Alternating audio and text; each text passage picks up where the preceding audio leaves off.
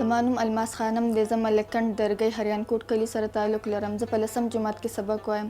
دې تصویرونو کې زه وړی استعمالوم. هغه 3 رنګه وي، سره، توره او سپینه. ستنې په مدد سره په غلبیل باندې تصویر جوړوم. دا تصویر چې زه جوړوم نو موبایل را سره وي، د هغې کې د چا انځور چې زه جوړوم نو هغه مې ځان ته راړولی وي او هماغه شانتې جوړوم. اوس خو زه په ورکوټو غلبیلونو باندې تصویرونه جوړوم، خو په راتلونکي کې به زه په غټو غلبیلونو تصویرونه جوړوم چې هغه په ورلډ ګینز ریکارډ کې راشي. په دنیا کې ډېر خلک په پنسل باندې په کاغذ باندې تصویرونه جوړوي، پینټینګز کوي، خو دا له ما نه ولیدلي چې چا څوک په غلبیلونو تصویرونه جوړوي. دا ماته ډېر یونیک کار ښکاره شو، ځکه دا ما شروع کو. او دا ما شروع څنګه کو نو سردار علي ټکر صاحب چې کله د امریکا نه دلته پاکستان ته راغلو، ما یې د دپاره زه څه یونیک څه وکړم، څه خاص، ځکه چې موږ باندې ډېر ګران دی. نو ما هغوی دپاره په وړی باندې په کپړه مې ورته تصویر جوړ کو. هغه ما فریم کو او هغوی ته مې ډالۍ کو. ډېر زیات خوشحاله شو هغوی. موږ ډېر په درنه سره را رخصت کړو. بیا د هغې نه بعد ما کور کې غلبیلونه ولیدل. نو ما وی چې ولې نه دا آرټ زه په دې غلبیل باندې وکړم. ما تر اوسه د ډاکټر عبدالخالق زیار صاحب تصویر جوړ کړی دی چې هغه یو شاعر هم دی.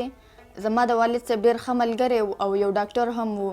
په موږ باندې ډېر زیات ګران و، ځکه چې هغوی به د پښتنو سره او د ډېر مجبوره خلکو سره ډېر ښه سلوک کوو. ډاکټر صاحب شاه صابر صاحب تصویر ما جوړ کړی دی چې هغه هم یو شاعر دی. سردار ټکر صاحب ته ما ډالۍ کړی دی. افغان ولسمشر اشرف غني صاحب ته، هغوی ته ما ډالۍ کړی دی. او ملاله یوسفزۍ صاحب او د هغوی والد صاحب چې کوم دی هغوی ته. باچا خان صاحب تصویر ما جوړ کړی دی.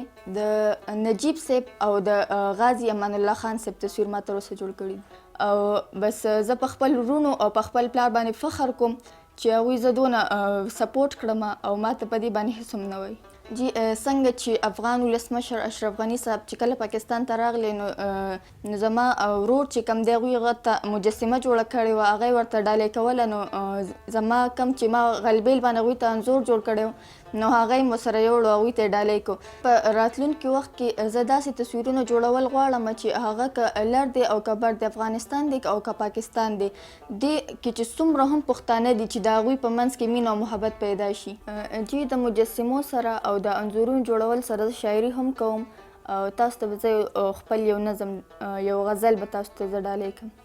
په هغه ورځ سیلی طوفان راځي، په کومه ورځ چې مې جانان راځي. او کله باران چې په شیبو وریږي، کله باران چې په شیبو وریږي، او هره شیبه د یار ارمان راځي.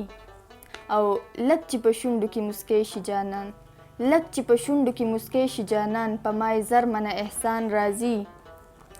او الماس بس لږه حوصله پکار ده، الماس بس لږه حوصله پکار ده، مینه کې ګټه هم تاوان راځي.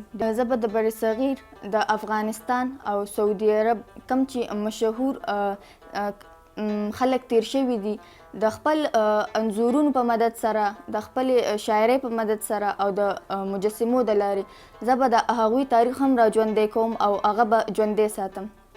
او راتلونکي نسل ته به زه د هغوی تاریخ چې کوم دی هغه به دوی ته په انځورونو کې، په شاعرۍ کې او په مجسمو کې پیش کوم.